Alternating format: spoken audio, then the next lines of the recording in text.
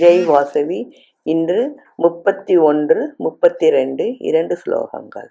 ஸ்வதர்மபை சாஸ்வேஷ்ய நா விகம்பி துர்மகசி தர்மாதி யுத்தாஸ்ரேயோ ஸ்யன்யத்த சத்ரியஸ்ய நா வித்யதே யத்ருஸ்யா சோபபன்னம் ஸ்வர்கத்வார மபாவிருத்தம் சுகினக சத்ரியாக பார்த்தலபந்தே யுத்தமீத்ருசம். சுதர்மத்தை நோக்குமிடத்தும் நீ மனம் நடுங்கலாகாது. அறப்போரை காட்டிலும் வேறு சிறப்பு அரசனுக்கு இல்லை.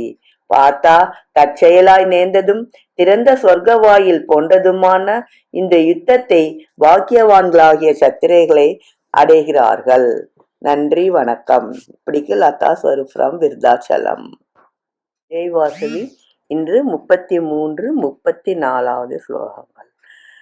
அத சேதத்வியம் தர்மியம் சங்கராமம் நா கரிஷ்யசி ததக ஸ்வதர்மம் கீர்த்திம் ச ஹித்வா பாபமவாப்ஸ்யசி அஹிதிஞ்சாபி பூதானி கதயிஷ்யந்தி தேஸ்வயாம் சம்பாவித்ய சா கீர்த்திர் மரணா ததீர் ஜெயத்தே.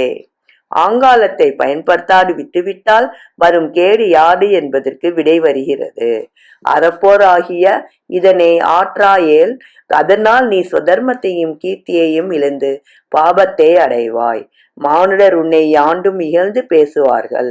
போற்றுதலற்குரிய ஒருவன் தூற்றப்படுவதும் இறப்பிதிலும் இழிவே. நன்றி, வணக்கம். இப்படிக்கு லதா ஸ்வரூப் ஃப்ரம் விருத்தாச்சலம். ஜெய் வாசவி. இன்று 35, 36 ஸ்லோகம்.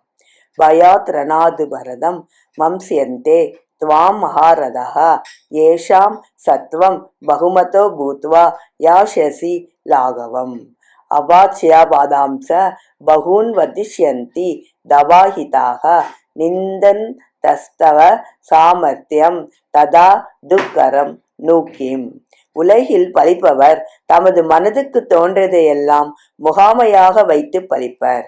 எப்படியெனில் பயத்தால் போரினின்றி நீ பின்வாங்கினாய் என்று மகாரதிகர்கள் எண்ணுவார்கள்.